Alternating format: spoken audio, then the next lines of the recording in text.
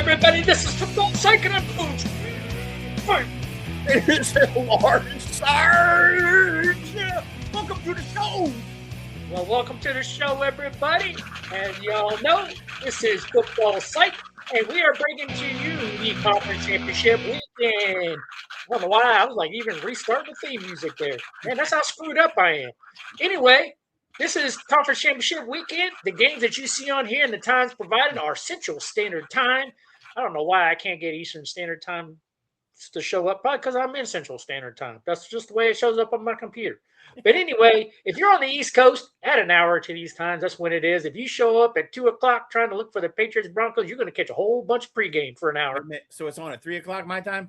On 3 o'clock your time on the East Coast. Gives me an extra hour to shovel out. Yeah. You're going to get pounded, according to what all the news says. I mean, laughing my butt off. You don't get no snow. Oh, my God. No, we're going to get snow. Oh, yeah, question is, am I going to be at work or am I going to be at home eating Wingstop? That's the question. Wingstop is not going to deliver if you can't go to work. Well, I know I'll go get it if I can get out, but it might take me 8 hours to shovel that dang car out. Nah, man, you better already have food at the house.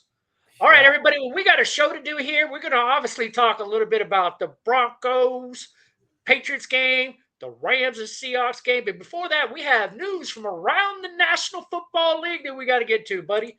First off, this is not a joke. Drew Brees is actually interviewing for the head coaching job of the Buffalo Bills. Yes, that's right. You heard it here. He's going from high school coach to NFL coach. This is serious, guys. This is like a real deal. Now, I'm going to tell you that even though this interview is actually taking place. No, come on now. I don't think it's going to happen. Hate to burst y'all's bubble, but there's a couple reasons why I'm going to poop on this and say why it's not going to happen, even though this is a real interview and it's really taking place. Come on. So first of all, the things that you guys need to know is that, yes, although he had his little Cinderella story, come back for 3 football games this year and kind of try to help the Colts out, blah, blah, blah, before he went back to coaching his high school football team. Well, there's a reason why I don't think he would take the job this year, even though he's entertaining this interview. And that's because his son, Gunner, who he coaches his high school football team, is going to be a senior this coming year. I doubt very serious that Papa's going to take a head coaching job in the NFL when his son is going to play his senior year of high school. I think he stays for at least one more year to see that through. His son has a very, very big year. His son Gunner is already being recruited by top colleges around the league, around the college football scene league, heavily recruited by Auburn, Boston College, South Carolina, Miami, North Carolina State.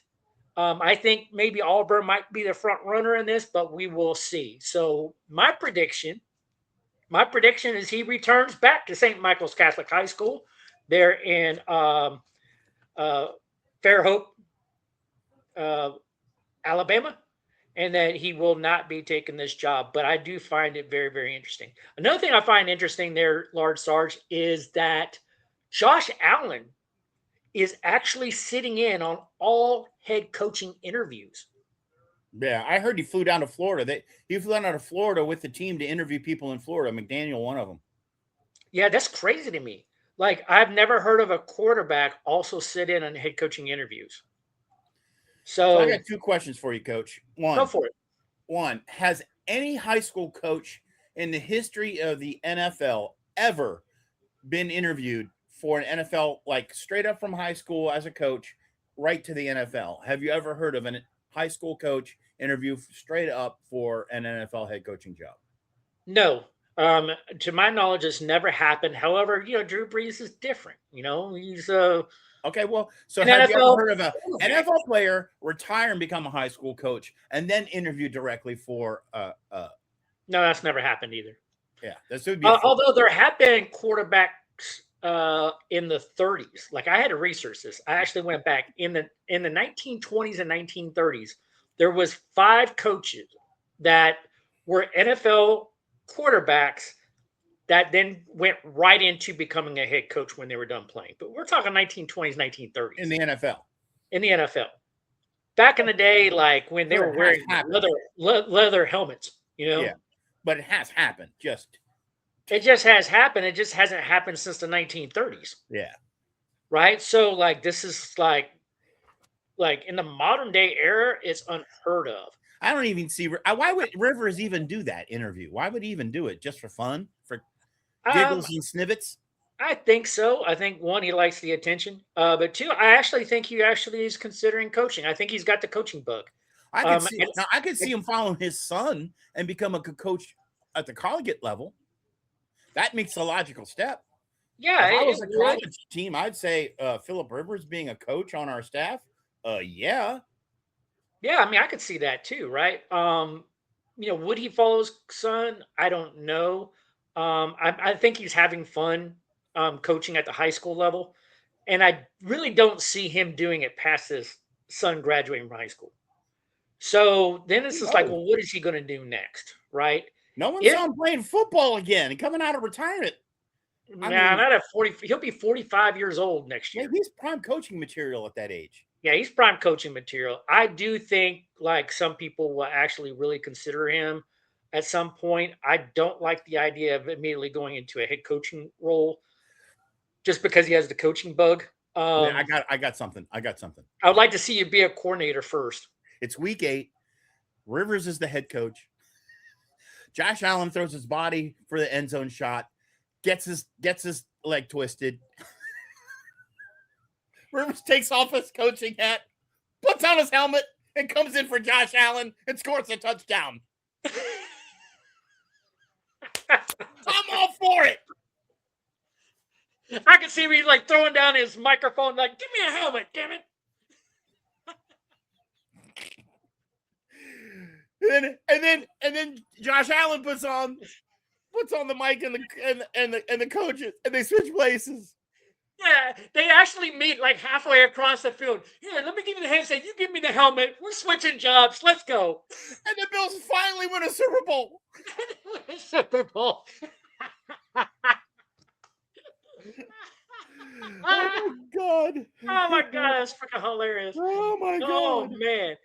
All right. Well, another job has been found. The Baltimore Ravens have hired a cementer to be their next head coach. He has been following the Hardballs for a while.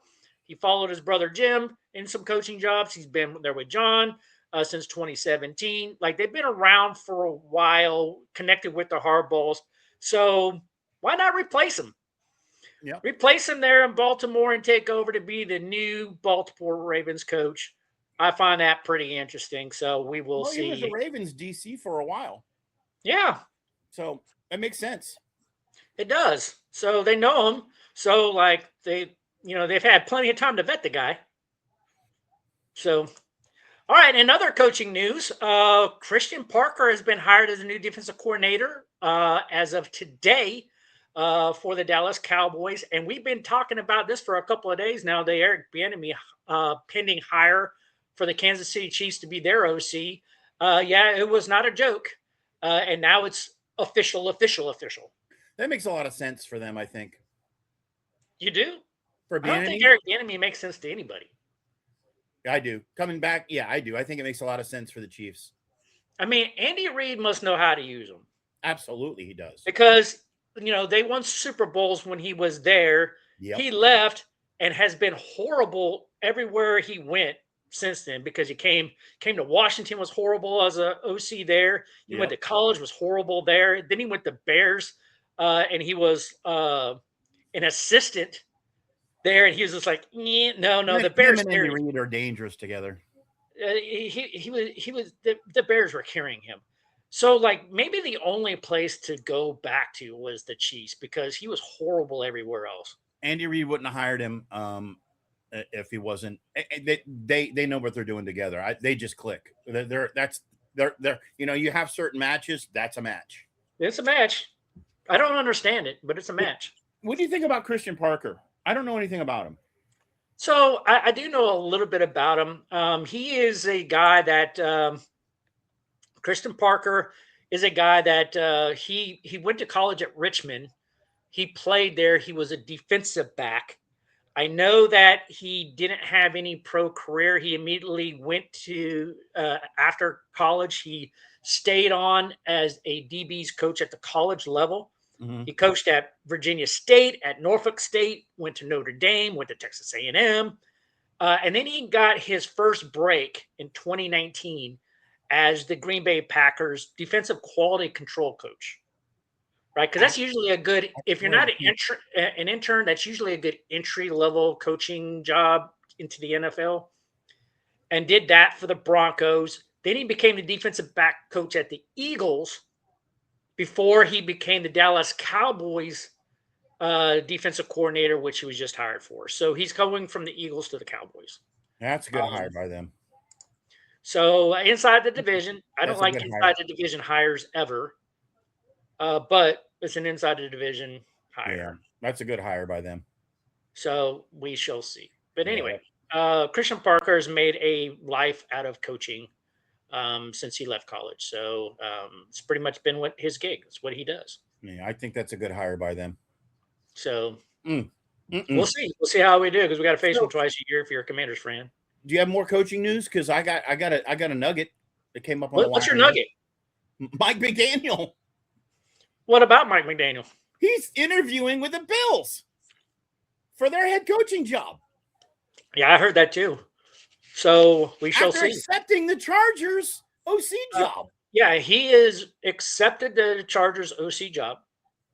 It's already been announced that he is the Chargers OC. Right. So if you are interviewing for a head coaching job at this point, is it like, what are you doing, dude? Like, why commit? Like, you're going to commit to somebody and then you're going to be like, oh man, nope, I actually got a better offer. I'm not. Like, you either say, hey, I'm interested, but I'm entertaining other offers right now. I'll let you know. Or if you commit, then man up that you've committed to something and say, listen, I'm not taking any more interviews because I've already committed myself to Jim Harbaugh. I with the wouldn't want to Chargers. walk into Jim Harbaugh's office and tell him, I got to take this interview. Jim, I'm sorry. Yeah, Jim would be like, I'm sorry, wait a minute. You just committed to me. Yep. Like, what are you doing, dude? Oh, like, not why a good commit start. if you were still going to entertain other offers? Yep. So, and I always thought him taking another OC kind of job like that was a little strange anyway, because he was on head coaches' radars, right? Like for a couple of different spots. So, like, don't commit to being an OC if you're still going to take head coaching interviews. Mm-hmm. But anyway, okay, buddy, go for it. You just kind of went down a notch on my book. Yep. You commit to something, be a man, follow your commitments. Yeah. If that is true, which it seems to be, because it was reported by several different agencies, that is just unbelievably. Now, what a jerk move. Yeah, it's a jerk move. All right. Well, there are 5 remaining head coaching jobs that are out there. Buffalo Bills, they are considering someone to pair with Josh Allen, with OC Joe Brady, mentioned as a strong candidate. Interesting. I don't really know who Joe Brady really is. Arizona Cardinals actively searching and been linked to Robert Saleh, which is he's already gone. Yep. Joe Brady as well, which I already said don't know who he is, and Thomas Brown. The Raiders are also seeking a leader after Pete Carroll has been given the boot, and they're looking at Hero Ivero. And then the Steelers are trying to look for Mike Tomlin replacement, and they're looking at Mike McCarthy. So we will see. I'm not so sure about Mike McCarthy. Do you like that one, Mike McCarthy? Nope. There's a couple other names in the fold for them too. So yeah. There's a lot still out in the fold for all of these jobs, right? And then Cleveland Browns are still looking. There's 5 jobs left. Yeah, I will tell you, everybody's still reporting 6 jobs remaining. There's only 5. The Ravens spot is filled. Yeah. So if we are the first one to say that there's only 5 jobs remaining, well, okay. I find it hard to believe, but there's only 5 jobs left. All right. Wait a minute, I double skipped. Okay, we looked at this chart yesterday. If you guys watched the show yesterday about this, like the matchup predictor has not changed between the Patriots and Broncos. I don't expect that Oh no, it ESPN looks will like it change was it. worse. It looks like it's worse. It looks like it even better for the New England. Wasn't it worse? No, it's the exact same. Exact same. Oh, okay. It's just your eyeballs, man. Yeah, probably tired. Yeah, yep. But anyway, so for New England Patriots, we have some injury news to do because it's the time where people just talk about injuries, right? Because what else is there to talk about but injuries, right? So we have an abdomen injury for Mac Hollins. He's listed as questionable for the game. So and then Harold Landry, he will not play because of his knee. Marty Papu, he's questionable as well, and also Carlton Davis. That's a critical His one for them. concussion, he's in the concussion protocol. He's a little bit questionable too. We will see if he gets cleared They by need Sunday. Davis. Huh? They need Davis. They need Davis bad. Yeah. So for the Broncos, the only injury that I'm tracking, obviously, is Bo Nix being out for the game. They got a lot of other bumps and bruises, but from what I'm hearing, everybody looks like they're pretty much okay to go. Everybody's got bumps and bruises, but nothing that'll hold you out. So that brings us to the Rams and Seahawks. Again, this has not changed from yesterday. So Seahawks are still, according to the matchup predictor, are favored over the Rams. Now we like the underdog on both of these, I think. But this is what ESPN in their predictor algorithm is saying, and all their analytics is saying is should be the more favored team to win.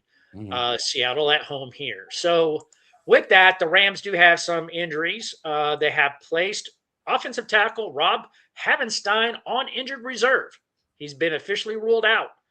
Also, Bright, Byron Young was limited, but even though he's listed as questionable, he is expected to play. Mhm. And Emmanuel Forbes' shoulder, he was also upgraded to a full participant. They did not give a game status, but I'm pretty sure Emmanuel Forbes will be playing. Mhm. Yeah. Right. And then the Seattle Seahawks have a buttload of injuries.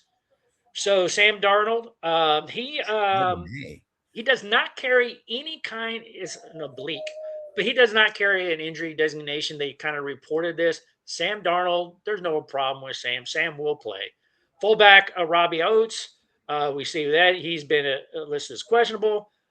Zach Charbonnet, he's been placed on injured reserve. That is Running back, critical for them. That is that critical. is, and George Hollaney, he's been activated. All right. And I think it's probably because Zach was placed on IR, so they activated George, right? A tight end, Elijah Rayo, he was also activated off of IR.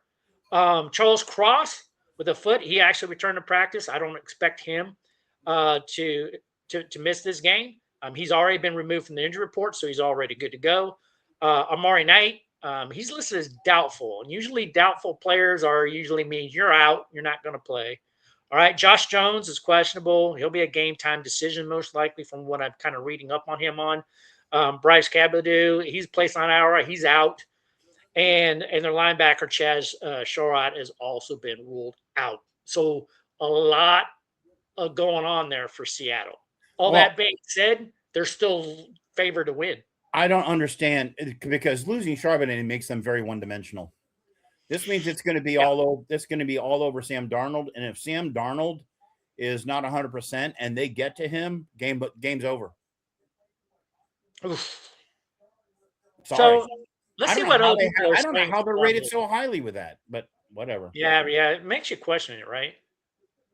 So, former NFL running back Marines Joe Drew, who also now is an NFL.com analyst, this is what he has to say about the Broncos game. He believes that Jared Stidham will outduel Drake May and send the Broncos to the Super Bowl. So, Stidham has not thrown a pass in a real game since Week 18 of 2023. That's been a minute, which might not engender a ton of confidence. Well, you think? Yeah, All right, Maurice. but the Bo Nix replacement rises to the occasion and throws for 300 yards and 3 touchdowns and outplays the New England's most valuable candidate to send Denver to the Super Bowl. Oh my gosh, does that sound crazy or what? Yeah, Maurice, you're reaching for it, buddy. I'm sorry, Maurice, dude. were you drinking, dude? I think you had a few too many hits when you were running that damn rock. Man, I'm telling you, man, I don't see that. we might need to put you in traumatic brain injury kind of thing. Like he hasn't thrown a pass in a real game since 2023, and you think he's going to throw for 300 yards and 3 touchdowns? It might be Wow. two touchdowns in a pedestrian game, and they get it on defense. That's what Yeah, because That's you what were I kind of see. saying that he's going to be a game manager. That's what you were saying yesterday, that Mhm. he was going to game manage. Yeah, very pedestrian performance, somewhere between a buck and two, and maybe a touchdown or two, and the defense rules the game. All right, Maurice. All right, here's Michael Floria. Oh, Rashid Shaheed, list of Seahawks with a pair of explosive scores. He thinks he's going to return one kickoff return for a touchdown, and that he'll have another touchdown on some type of deep pass for 40+ yards. It could Well, that's a happen. bold prediction. It could happen. That's more believable than Maurice. Sorry, Maurice. I don't know what you're smoking, Joe, but Jesus. I love reading these things, man, because people have some Yeah. bold predictions out there, man, right? All right, so that brings us to David Carr. The Patriots defense blanks Sean Payton's offense. Blanks Sean Payton's offense. Like, you think you're going to blank Sean Payton's offense? Like, really, David Carr? You think the Patriots defense is Nope. going to blank Sean Payton? Nope. Come on, man. You are not going to pitch a shutout against Sean Payton's offense. Sean Payton's offense is a top 3 offense in the National Football League. You are not going to blank him. I mean, if that does happen, that's the point where I would say anything that I've said previously about Vrabel and the Patriots' easy season is all debunked right there. If they can blank them, that means they're for real. They're for Like, real. the Patriots defense is good, Yes. but you are not going to keep a Sean Payton's offense, even with the backup quarterback in there, right? Yeah. You are not going to keep them off the scoreboard. Yeah. Sean Payton's going to scheme and move the ball on you somehow. Yeah. Crazy. All right, David. That brings us to Mark Ross, another one of these crazy NFL.com analysts. All right. The Seahawks kicker avenges a 61-yard missed game winner in overtime to send the Seahawks to the next level. That scenario is a lot more believable. Yeah, but it's not really a bold prediction to me. Like, really, like if you're going to get on there and you're going to make a bold prediction, you're talking about a kicker. Like, what if An overtime field goal win? That's more. I think the game's a lot closer than the odds prediction says it's going to be. Yeah. Yeah. I mean, I can believe that, but this is not like a bold prediction or nothing. This is probably something a little bit more realistic. Do the Seahawks win by a field goal? Okay. I think either side could win by a field goal, honestly. Right? So, but anyway, how about this one? Broncos pull off upset as Steedham tastes revenge. What kind of revenge is he talking about, right? Well, just because Bo Nix season's over, it doesn't mean that the Broncos are done. We've been talking about that the past couple of days, right? So Jared Steedham has made 4 career starts, throwing for more than 200 yards in all of them. But he's thrown for 6 touchdowns and 4 interceptions during that time period, right? So I agree with that second to the last bullet there, that Denver's defense will carry the day. You made that comment as well, Large Sarge. Like, we really believe that, like, if Denver has any shot, like, it's got to be their defense that just absolutely dominates this football game. Yep. So Stedham should get a couple touchdowns. He's going to throw the ball. And I think as long as he just doesn't screw up and does manage the game, like, they're going to have a shot. Yep. If he goes out there and just starts throwing picks, Oh, he's likely to throw a pick, but he's also likely to throw a couple touchdowns. Yeah. But the defense is going to keep him in the game. That's what I'm saying. We'll see. We'll see. Not a bad assessment there, Marcus Grant, who's a fantasy analyst. Yeah. All right, baby. Well, that's what we got. So I will tell you, like, I am so much looking for the game Sunday. I hope you do get snowed in where you get to be at home Oh, me and you too, get to man. watch these games and we could talk trash on the phone Oh during yeah. these games where they're going on. But Gonna be guys, huge. I want you to enjoy conference championship weekend. This is Mm-mm-mm. football psych, baby. Woo! We're out of here. We gotta go. It's time for some football, baby. Woo!